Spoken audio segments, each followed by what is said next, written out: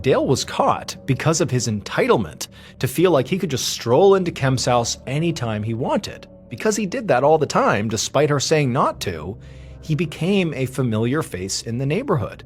And that's why that little girl remembered him. After months of forensic work that tied Dale even more closely to the bomb, he was finally arrested and found guilty of first-degree murder and sentenced to 61 years in prison. But he would only serve 14 of those years because in 2010, while still behind bars, Dale died of a